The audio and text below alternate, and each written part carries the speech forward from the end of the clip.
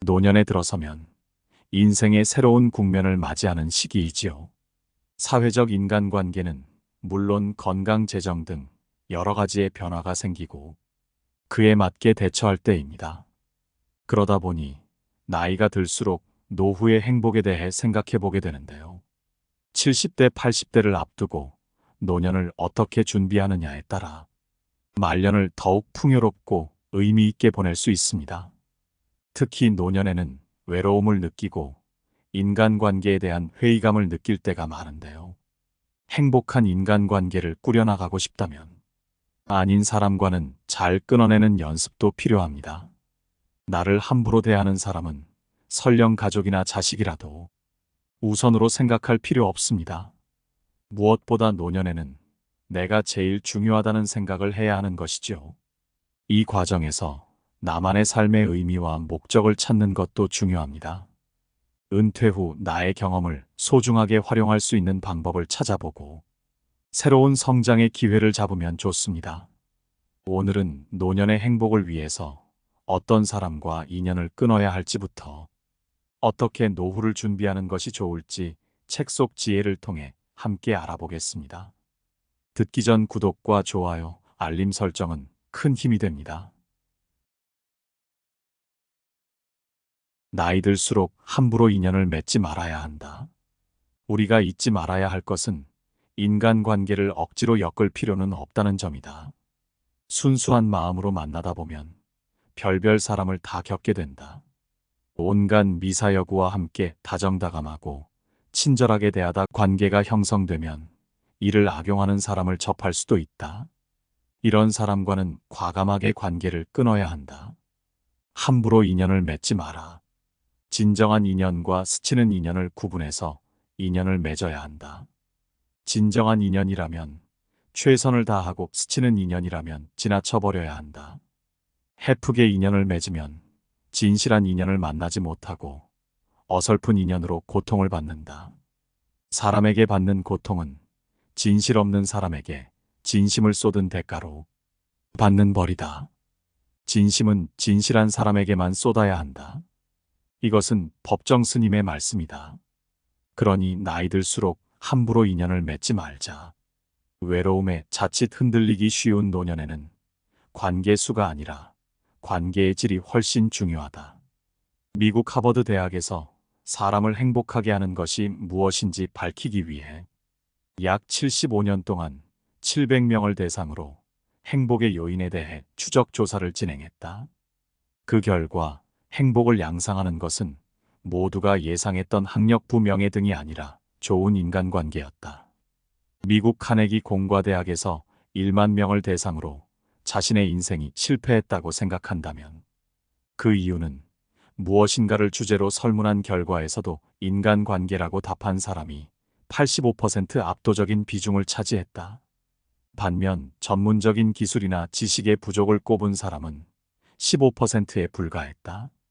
그만큼 원만한 인간관계는 노년의 행복에 큰 영향을 미친다. 마음을 나눌 사람이 없어 하루하루를 외롭게 보내게 된다면 돈이 아무리 많아도 무슨 소용이 있겠는가. 60대에 접어들면 대부분 상실을 경험한다. 부모님 등 사랑하는 사람들을 먼저 떠나보내기도 하고 이미 은퇴한 터라 다녔던 직장 동료들과의 만남이 횟수도 점차 줄어든다. 더 큰 문제는 체력과 감각으로 예전처럼 사람들과 활발하게 소통하지 못하는 데 있다. 자연스레 새로운 친구를 사귀거나 기존의 친구를 유지하기 어려운 상황에 놓일 수도 있다. 이렇게 해서 찾아온 외로움, 고독은 건강에 치명적이다. 나의 안부를 물어봐 줄 사람, 늘 하루가 어땠냐며 관심 두고 물어봐 주는 친구가 있다면 행복한 것 아닌가. 이런 친구들로 이루어진 관계를 확보하고 있다면 무슨 문제가 있으랴? 물론 당장 이런 친구가 없어도 걱정할 일이 아니다. 먼저 커뮤니티에 관심을 가져보자. 교회나 성당절처럼 종교적인 취미를 찾을 수도 있고 취미를 즐길 수 있는 동호회에 가입하면 된다. 공통의 관심사로 새로운 친구를 얻고 소통함에 얻는 기쁨과 행복감은 노년의 삶을 더할 나위 없이 풍요롭게 한다. 데일 카네기의 책인간 관계론에 따르면 사람에게 호감을 얻는 비결은 6가지가 있다. 다른 사람에게 진심으로 관심을 기울여라. 미소를 지어라. 상대방에게는 그의 이름이 다른 사람의 입에서 나오는 가장 달콤하면서도 가장 중요한 말이라는 점을 명심하라. 잘 들어라. 상대방이 스스로에 대해 말하도록 이끌어라. 상대방의 관심사에 관해 이야기하라. 상대방이 인정받고 있음을 느끼게 하라. 그리고 진심으로 칭찬하라. 6가지를 다 실천하기 어렵다면 3가지만 기억하자. 잘 웃고 잘 듣고 칭찬만 잘해도 상대방의 호감을 얻고 행복한 노후를 보낼 수 있다. 물려줘야 할까? 다 쓰고 죽어야 할까? 중장년 세대가 은밀하게 고민하는 게 있다. 드러내놓고 말을 꺼내기도 그렇고 언제까지 마음을 숨기니 머릿속이 복잡해지는 그런 걱정거리다. 바로 죽기 전에 가진 재산을 어떻게 할 것인가 하는 문제다. 자녀와 좋은 관계를 유지하기 위해 재산을 물려주는 게 낫다는 생각이 들다가도 인생을 더욱 풍요롭게 살기 위해서는 상속보다 내가 쓰다 죽는 게 더 현명하다는 판단이 서기도 한다. 남은 재산 도대체 어떻게 해야 할까? 15년 전 다 쓰고 죽어라는 책을 처음 접한 적이 있다. 광화문의 한 서점에 들렀다가 매대에 깔린 책 중에 눈에 확 들어오는 제목에 이끌려 이내 집어들었다. 다 쓰고 죽으라니 도대체 무슨 뜻이지? 책의 메시지는 지금 당장 사표를 싸라. 현금으로 지불하라. 은퇴하지 말라. 다 쓰고 죽어라 등으로 요약된다. 미국의 재무 설계자이자 라이프 코치인 저자는 이 4가지 메시지를 압축해 이렇게 표현한다. 다 쓰고 죽어라는 것은 불가능한 목표를 포기하고 잘못된 경제 습관을 버리고 임의의 마감 시간인 65세 은퇴에 대해서는 잊어버리고 경제적 불멸에 대한 어리석은 꿈, 유산 상속을 꾸지 말라는 것이다. 핵심은 모은 돈을 후회 없이 다 쓰고 떠나라는 것이다. 사는 집도 제도를 이용해 자신의 생활비로 다 쓰라는 것이다. 유산을 남기겠다는 생각을 포기하면 훨씬 풍요로운 삶을 누릴 수 있고 자녀가 더 건강하게 세상을 살아갈 수 있다는 것이다. 재산을 모으고 유지하는 것은 인생이라는 무대에서 퇴장하는 사람에게 오히려 해가 될 뿐이다라고 저자는 말한다. 삶의 질보다 죽음의 질을 먼저 생각하기에 자기 자신을 위한 일에 돈을 쓰지 못하고 자녀들을 위해 아껴둘 수밖에 없게 되기 때문이다. 그러면서 상속은 자녀의 영혼을 망친다고 말한다. 자녀가 자신의 미래를 상속에 의존하고 살다가 결국은 상속을 받기 위해서 사랑하는 부모가 죽기를 기다릴 때 자신의 영혼에 끼칠 영향을 생각해보라는 것이다. 생각해보면 자식들에게 전부 물려주는 집들도 말년에 비참한 경우가 있다. 오히려 재산을 물려주더라도 자식들이 다 늙은 노부부에게 잘못하는 집도 많지 않은가. 사실 이런 경우는 자식이어도 인연을 끊어야 하는 것이 아닐까 생각해 볼 문제다. 고마워하기는커녕 자신의 당연한 권리로 아는 것 같으니 말이다. 저자는 죽고 난 후 은행에 한 푼이라도 남아있다면 그것은 낭비일 뿐이다. 죽은 다음에 자신의 재산이 사람에게 도움이 되기를 바라는 것보다는 그들에게 가장 필요하고 도움이 될 때 사용하라고. 죽을 때는 장의사에게 줄 돈만 남겨놓으면 된다고 힘주어 말한다. 인연을 끊지 않기 위해서라도 자식 앞에서 돈과 사랑을 구분하자. 15년 전에 읽었던 다 쓰고 죽으라는 책을 다시 소환한 이유는 전하는 메시지가 여전히 유효하다고 생각하기 때문이다. 세월은 흘렀지만 저자가 말하는 다 쓰고 죽어라라는 메시지는 오히려 그때보다 더 가슴을 후려친다. 100세 시대를 맞아 노후에 대한 불안은 훨씬 커졌지만 이를 어떻게 풀어나갈지에 대한 생각은 과거에서 벗어나지 못하고 있어서다. 다 쓰고 죽기 위해선 자녀들 앞에서 돈에 대해 좀 더 솔직해져야 한다. 돈의 소유권을 분명히 하고 부모로서 할 수 있는 것과 할 수 없는 것을 확실하게 밝혀야 한다. 모든 것을 돈으로 재단해 돈으로 사랑까지 표시하는 것은 현명한 부모의 모습은 아니다. 그보다 부모에게, 자녀가 자녀에게, 부모가 돈보다 훨씬 소중한 존재라는 사실을 서로 확인할 필요가 있다. 평생 가족을 위해 헌신하다 노후에 남은 건 덩그러니 아파트 한 채인 것이 50대, 60대의 일반적인 모습이다. 마지막 남은 아파트를 지키고 이를 자녀에게 물려주겠다며 또다시 아둥바둥 살아가는 것보다는 아파트를 포함해 가능하면 모든 재산을 매월 지급되는 현금 수입원으로 전환하면 어떨까? 쪼들리지 않아 노후 생활을 훨씬 풍요롭게 할 수 있고 생활비에서 남은 돈은 자녀 생활비에 보탤 수 있다. 또 자녀가 더 건강한 정신으로 살아갈 수 있고 죽기 전이나 죽은 후 자녀 사이에 재산 다툼이 일어날 여지도 없다. 여기에 자기가 가진 것으로 남을 돕는 선한 마음까지 행하여 아낌없이 다 쓰고 간다면 금상첨화 아니겠는가. 자식 돈자기 자랑은 절대 금지. 해외 여행하고 있는데 맛있는 것을 먹고 있다. 내 음식 솜씨가 좋다. 남편이 나를 끔찍하게 사랑해준다. 멋진 한강 풍경을 볼 수 있는 아파트에 살고 있다. 스마트폰과 인터넷을 이용한 각종 SNS를 통해 자신을 드러내거나 과시하는 모습을 일상적으로 접한다. 겸손히 차지하고 있던 자리에 자랑이 들어선 지 오래다. 남이 알아주기를 기다리기보다 극적으로 자신을 알리는 게 필요하기 때문이다. 내가 나를 홍보하는 SNS 시대의 불가피한 모습이다. 시도 때도 없이 늘어놓는 자랑도 가지가지다. 일 자랑, 아내 자랑, 자식 자랑, 돈 자랑, 자기 자랑, 선주 자랑, 지식 자랑, 외모 자랑 끝도 없다. 이 중 특히 나이 먹어서 하지 말아야 할 자랑. 셋을 말하면 자식, 돈, 자기 자랑이다. 사람들을 대하다 보면 묻지도 않았는데 흔히 듣게 되는 게 이 세 가지 자랑이다. 노인 중에서는 이런 자랑에 손주 자랑까지 더해져 말다툼이 빈번하게 일어난다. 자랑은 역효과가 크기 쉽다. 부모들은 왜 그렇게 자식 자랑에 열을 올릴까? 자식 자랑을 통해 자신을 과시하고 싶어서다. 자기의 학벌이 부족하다 싶으면 자식의 인류대 합격을, 자신의 직업에 만족하지 못한 삶을 살았다면 자식이 의사인 것을, 자기가 경제적으로 여유롭게 살지 못했다면 자식이 사업에 성공한 것을 입에 침이 마르도록 자랑한다. 곰곰이 생각해보자. 자식이 잘 되기를 바라는 것은 모든 부모의 공통된 바람이다. 하지만 그런 바람이 모두에게 이루어지는 것은 아니다. 자기 자식이 잘 되었다고 해서 자랑하면 그렇지 못한 자식을 둔 사람에게는 상처를 입히는 꼴이 된다. 치열한 경쟁 사회다.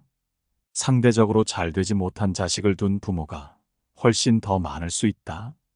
자식 자랑이 10중 8구 다른 사람에게 상처를 줄 수 있는 환경이다. 2400년 전에도 부모의 자식 자랑은 지금과 크게 다르지 않았던 모양이다. 철학자 플라톤은 이런 맥락에서 자식 자랑을 절대 하지 말라고 했다. 자식 자랑은 부부 사이에서만 해도 부족하지 않다. 다른 사람들 앞에서 자식 자랑을 하지 않는다고 해서 그 자식의 자랑거리가 사라지는 게 아니다. 돈도 마찬가지다. 재산이 많은 것은 좋은 것이다. 그러나 재산 역시 부를 쌓지 못한 사람에게는 상처를 입히게 된다. 자신의 부를 상대에게 자랑하는 순간 그것은 시기와 질투의 대상이 된다. 힘들게 쌓아 올린 인간관계도 한순간에 허물어질 수 있다. 주식으로 돈 벌었다는 자랑이 결국 허망하게 끝나는 경우도 많다. 한참 수익을 내고 있을 때는 주식을 해서 큰 돈을 벌었고 번 돈으로 고급차를 사고 아파트 평수도 넓혔다고 자랑한다. 하지만 주식 투자가 그렇게 만만한 일인가? 한동안 그렇게 자랑하던 주식 이야기는 어느새 자취를 감춘다. 알고 보면 손해를 크게 본 것이다. 자기 자랑은 또 어떤가? 왕년에 자신이 대단한 사람이었다면서 사람들과 만날 때마다 자랑하는 이들이 있다. 과거 대기업에서 임원을 했든 정부 부처의 고위 관직에 있었든 모두 지난 일이다. 과거 회사를 위해, 나라를 위해 열심히 일해 공적을 세운 것은 모두 명예로운 것이다. 하지만 과거의 명예를 자기 입으로 떠벌리는 순간 그 명예는 사라진다. 대신 입이 가벼운 사람이거나 자기 과시욕이 강한 사람이라는 불명예스러운 딱지가 붙게 된다. 장점은 저절로 드러나기 마련이다. 낭중지추라는 말이 있다. 주머니 속에 있는 송곳이란 뜻으로 주머니 속의 송곳이 결국 주머니를 뚫고 존재를 드러내듯 재능이 아주 뛰어난 사람은 숨어 있어도 저절로 사람들에게 알려진다는 말이다. 진짜 뛰어난 사람은 누군가에게 말하지 않아도 자랑하지 않아도 시간이 지나면 재주가 저절로 드러나기 마련이다. 자랑거리가 차고 넘치는데도 자신을 낮추고 일부러 드러내지 않으려는 사람도 있다. 세상은 그런 사람의 인격과 인간성을 높이 평가한다. 공자는 남이 나를 알아주지 않음을 걱정하지 말고 네가 남을 알아주지 못함을 걱정하라라고 했다.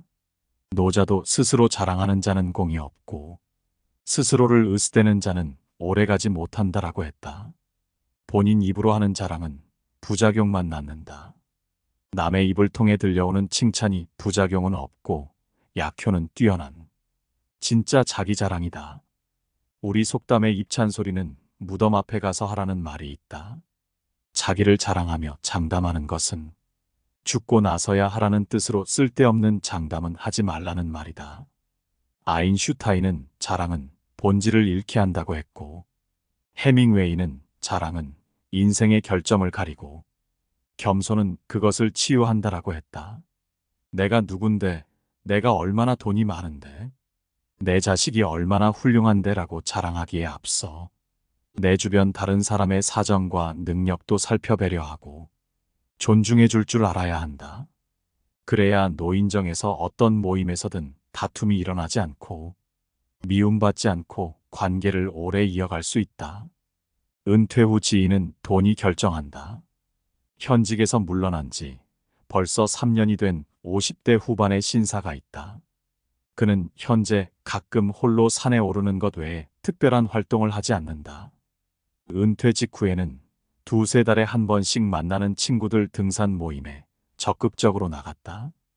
현직에 있을 때 자주 못 봤던 친구들을 만나는 시간은 더없이 소중했다. 산에서 내려온 뒤 막걸리 잔을 주고받으며 학창시절 얘기를 나누다 보면 몇 시간이 훌쩍 지나갔다. 퇴직 후 단절된 인간관계를 친구들과 만남으로 해소할 수 있었다. 하지만 2년 동안 만남이 이어지면서 원치 않았던 상황이 생겼다. 분위기에 휩싸여 떠밀리듯 골프 모임에도 참여하게 된 것이다. 필드에 나가는 횟수가 늘어날수록 비용 부담이 커졌다. 하지만 그에게는 아직 대학에 다니는 아들이 있다. 국민연금을 받으려면 5년을 더 기다려야 한다.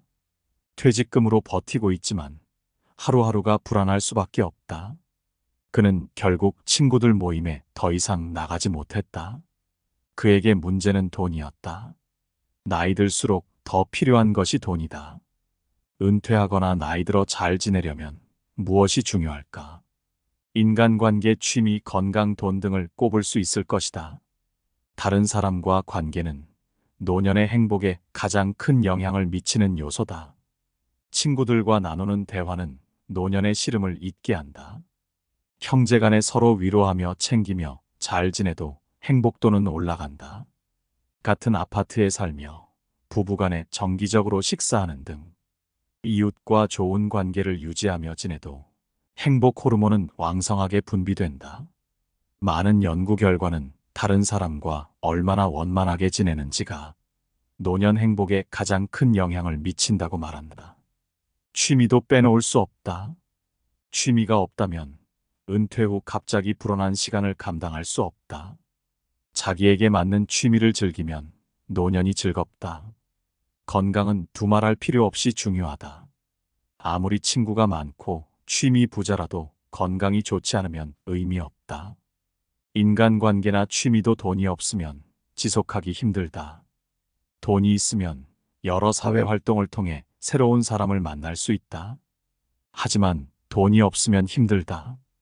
설령 만난다 해도 계속 어울리기 어렵다. 동창이나 당구 골프 모임이든 만남에는 반드시 돈이 들어가기 때문이다. 건강을 유지하는데도 돈이 필요하다. 나이 들면 이곳저곳 아픈 데가 생기기 마련이다. 정형외과를 가보라. 주중과 주말, 오전과 오후를 가리지 않고 온종일 환자들로 붐빈다. 허리, 무릎, 어깨, 목 질환으로 병원을 찾은 중장년 이상 연령층이 대부분이다. 아무리 관리를 잘해도 나이 들면 누구나 퇴행성 질환에 걸린다. 돈 없이 건강한 삶을 유지하며 살기 힘들다. 텅 빈 지갑이 가장 큰 상처를 입힌다. 퇴직 후 그 후회 없는 삶을 위해서는 이를 뒷받침할 수 있는 돈이 필요하다. 텅 빈 지갑은 은퇴 후 노인에게 치명적이다. 젊었을 때는 앞으로 나아지리라는 희망을 품을 수 있지만 은퇴한 노년은 그런 희망을 품기에도 벅찬 시기이기 때문이다. 사회적 지위가 주는 높은 안정감과 자존감도 은퇴 전에나 통하는 얘기다. 은퇴하고 주위가 없어지면 동네 아저씨, 동네 아줌마뿐이다. 은퇴 후에는 돈이 더 중요하다. 모임에서 지갑을 열지 않는 부장님, 교수님, 판사님은 필요 없다. 과거의 지위보다 지금 얼마나 돈을 낼 수 있느냐가 더 중요하다. 한 철학자는 아무리 불행한 부자라 할지라도 가난한 자보다는 행복하다고 말했다. 은퇴 후에도 건강을 유지하며 하고 싶은 취미 활동을 하고 싶은가? 은퇴 후에도 친구 지인들과 지속해서 인간관계를 이어가고 싶은가? 은퇴 후에도 높은 안정감과 자존감을 누리고 싶은가? 그렇다면 당장 통장 잔고를 확인해 보자. 언젠가는 영원히 오지 않는다. 연락을 자주 하지 않는 사람과는 인연이 끊긴다. 언제 한번 보자. 언제 한번 밥 먹자. 언제 한번 술 한잔 하자. 사람들이 쉽게 하는 말이다. 전화할 때마다 언제 얼굴 한번 보자는 이들도 많다. 하지만 이를 지키는 사람이 얼마나 될까? 내가 겪은 바로는 없다. 성인이 된 지금 수십 년이 넘었지만 지금껏 이런 말을 하고 지킨 사람은 없었다. 사회생활 초기에는 연락이 오길 은근히 기다렸다. 그 사람이 내게 한 약속이라고 여겼기 때문이었다. 순진한 생각이었다. 기대한 만큼 마음의 상처도 받았다. 무소식을 수차례 경험한 뒤에야 그건 약속이 아니라는 사실을 깨달았다. 그저 사회생활용 인사에 불과했다. 이런 사실을 확인한 뒤부터는 그런 말을 들으면 고개를 끄덕이며 인사치레로 가볍게 반응할 뿐 기대는 전혀 하지 않는다. 지금 내 머릿속에 상대가 말하는 언제는 없다. 듣는 즉시 지운다. 언젠가를 기대하기 마련이지만 개인적인 삶에서도 마찬가지다. 뭔가 새롭게 하고 싶거나 계획하고 있다면 언젠가 해야겠다라고 생각만 하지 말고 당장 시작해야 한다. 사람들이 사회생활에서 흔히 말하는 언젠가처럼 영원히 오지 않을 가능성이 크기 때문이다. 외국어를 배우기로 했다면 학원에 당장 등록하거나 인터넷 유튜브 강의를 들어보자. 운동하기로 마음먹었다면 당장 운동화끈을 조여매고 밖으로 나가보자. 책을 읽기로 했다면 일단 책을 펼쳐보자. 글을 쓰는 것도 그렇다. 자료를 수집하는데 하염없이 시간만 보내서는 안 된다. 아무리 많은 자료를 모아도 그것만으로는 글이 완성되지 않는다. 좋은 생각이 떠올랐다 해도 써보지 않는다면 공허한 잡생각에 그치고 만다.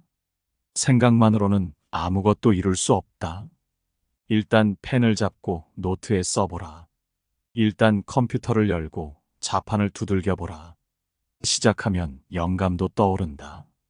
언젠가 영감이 떠오르길 기다려봤자 그런 날은 영원히 오지 않는다. 책을 쌓아두는 사람들도 많다.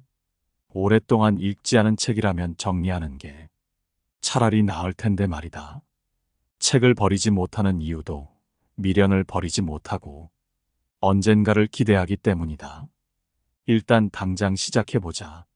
언젠가를 지우고 당장 시작하면 자기가 알지 못했던 재능을 꽃 피울 수도 있다. 중국 춘추시대의 철학자로 사람이 걸어가야 할 길에 대한 통찰을 제시한 노자는 이렇게 말했다. 재능은 타고난다. 하지만 대부분은 내 재능이 무엇인지 모르고 평생을 산다. 재능을 알려면 어떻게 해야 하는가? 지금 당장 도전하라. 큰 나무는 가느다란 가지에서 시작되고 10층 탑도 작은 벽돌을 하나씩 쌓는 데서 시작된다. 마지막에 이르기까지 처음처럼 주의를 기울이면 무슨 일이든 해낼 수 있다. 물론 당장 시작하는 게 어렵게 느껴질 수도 있다. 무엇보다 막막해서 그렇다면 아주 작은 것부터 시작해보자. 10층 탑도 작은 벽돌을 하나씩 쌓는 데서 시작되듯이 작은 것부터 하나씩 차근차근 시작해보자. 하다 보면 길이 보인다. 긍정적 사고의 창시자로 알려진 노만 빈센트는 어떤 행동이든 하는 것이 하지 않는 것보다는 낫다라고 했다. 준비가 덜 되었더라도 하는 게 하지 않는 것보다 나은 것이다. 생각에 머물지 않고 행동으로 옮긴다면 그때부터 성공의 싹이 트고 꽃이 피고 열매를 맺게 된다. 은퇴 후 얼마나 더 살지 몰라. 그냥 놀았는데 이렇게 오래 살 줄 알았으면 70세부터 뭔가 할 걸 잘못했네요. 언젠가 한다고 계획한 것은 많은데 이 나이 먹도록 하나도 제대로 하지 못했네요. 이렇게 말하는 80대, 90대도 많다. 언론 매체에 100세 접어든 노인들이 등장해 이구동성으로 하는 말이다. 100세 시대다. 언젠가를 외치다 100세를 맞을지도 모른다. 그때 가서 뭔가 배우지 않은 걸, 뭔가 하지 않은 걸 후회하고 한탄하지 말자. 당장 시작하자. 언젠가는 영원히 오지 않는다.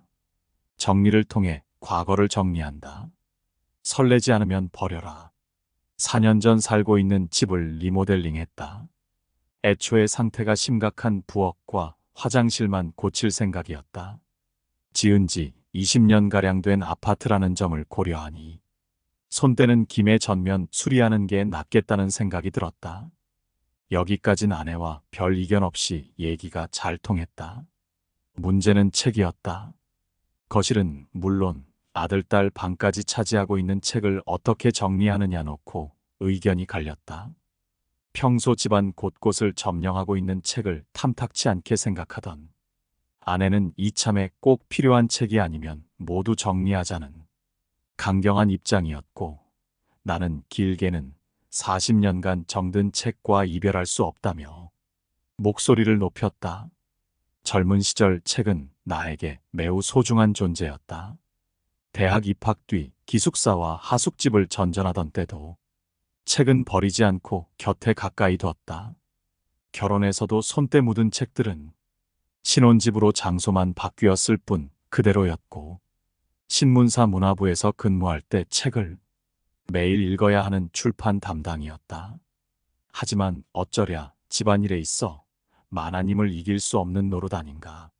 무려 한 달간의 긴 신경전 끝에 나는 두 손을 들었다. 대신 전체 책의 5분의 1 정도를 남기는 선에서 합의를 봤다. 그런데 문제가 또 생겼다. 막상 정리해야 할 책을 고르는 게 무척 힘들었다. 이 책은 이래서, 저 책은 저래서 다 의미가 있다고 생각하니 버릴 게 하나도 없었다. 수고를 거듭하며 열흘 동안 골라 이별을 고했다. 상태가 좋은 책은 중고책 판매상에게, 그렇지 않은 책은 쓰레기 분리수거장으로 향했다. 그런데 웬걸 뜻밖의 일이 벌어졌다. 정들었던 책이 없으면 우울해질 거란 생각은 괜한 걱정이었다. 오히려 홀가분한 마음으로 남은 책들과 함께 새 출발을 다짐하는 내 모습에 깜짝 놀랐다. 비우면 행복하다더니, 비우니 마음이 편해지고, 비우니 새 것으로 채워진 것이다. 책을 정리하면서 채우는 것보다 비우는 게 어렵고 중요하다는 사실을 깨달았다. 인간관계도 물건도 마찬가지다. 정리와 비우는 것은 노년에 꼭 필요한 것이다. 대부분 한국의 노인들은 자식에게 한없이 애정을 쏟는 경우가 많습니다. 그러다 보니 노후에 제대로 된 준비를 하지 못해 비참하다는 생각을 할 때가 많다고 하지요. 오늘 들어보신 이야기가 노후의 행복을 준비하는데 도움이 되셨으면 좋겠습니다. 이상으로 인생의 지혜였습니다. 항상 여러분의 행복한 노년을 응원합니다. 구독과 좋아요, 알림 설정은 항상 큰 힘이 됩니다. 오늘도 감사합니다. 행복하세요.